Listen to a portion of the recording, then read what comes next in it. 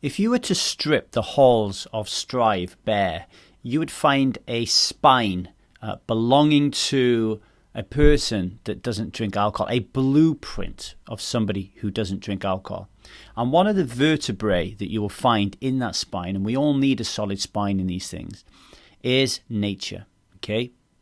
When asked how better to handle a trigger, when somebody has a trigger and they post in the triggers category, and we ask, how could you improve on that situation? What could you have done to change your environment? What action or activity could you have done or taken instead of drinking alcohol? One of the most common features that comes back from people, doesn't matter if you're male, female, 20, 30, 40, 50, 60, doesn't matter, is to immerse yourself in nature, all right?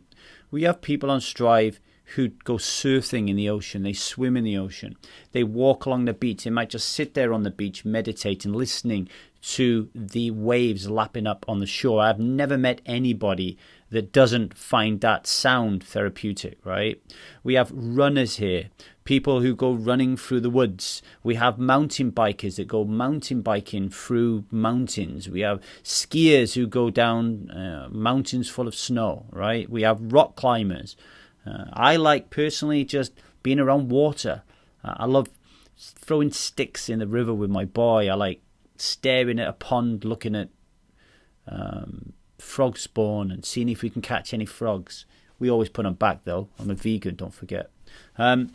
So like nature is super important. And in today's modern life, just taking myself as an example, could easily sit in front of this computer, creating video after video after video, try to help you folks. It takes me away from nature, right? Look at me, I'm in my bedroom right now. I know it looks like some sort of chapel, but I'm in my bedroom right now. And really, the vibe that I get within these four walls, the energy, it's almost like they're blocking the energy from Mother Nature.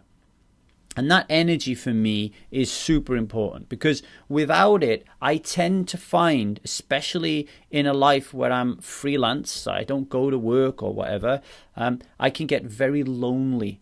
And that loneliness can lead to a sense of, what's the point? Have I made the right choices in life? Anxiety, a little bit of depression. It's not nice to feel that way, right? But also when you become someone that doesn't drink alcohol, there is a real buzz around becoming this new person. But there is also, it's countered slightly with a loss of belonging if we're not careful. Okay?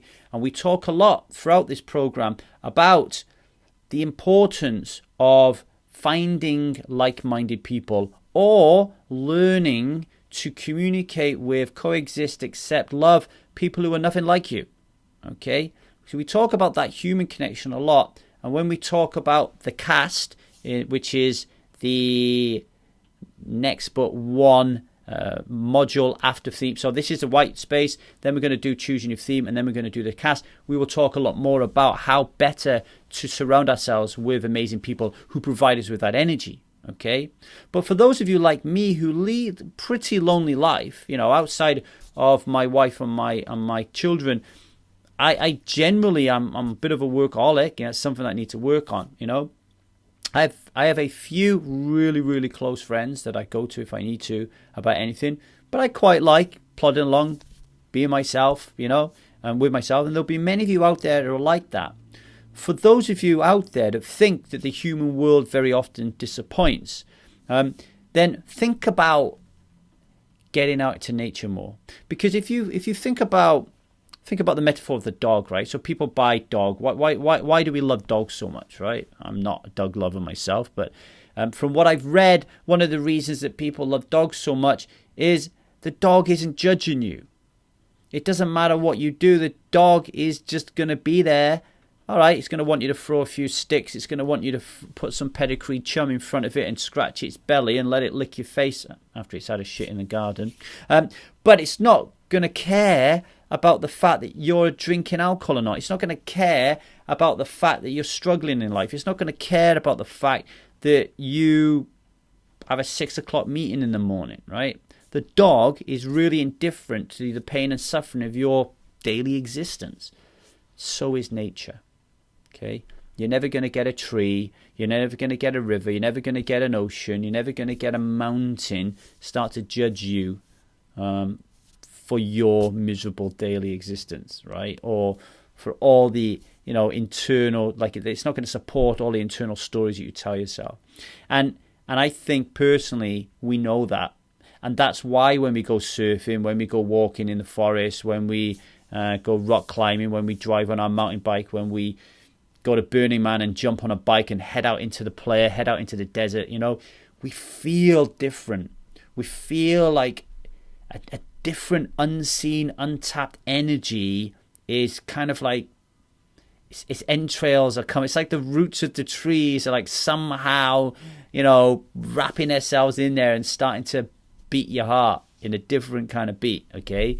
So as we think about white space and what we're going to do to fill it, and we think about really, exercise, health, well-being, mindfulness, I can't think of a better companion than introducing more aspects of nature into our lives and into our well-being.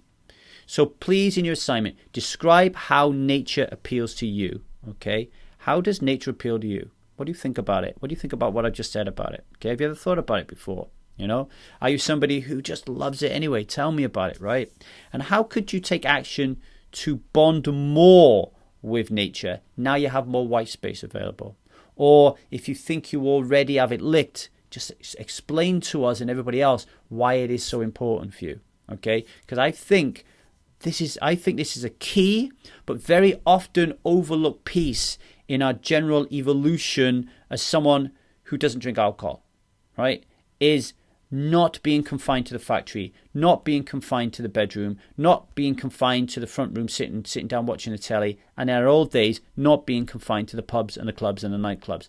Getting out there, okay? Getting out there, getting that energy, falling in love with Mother Nature. Enjoy your assignment, and I look forward to reading it. Thank you.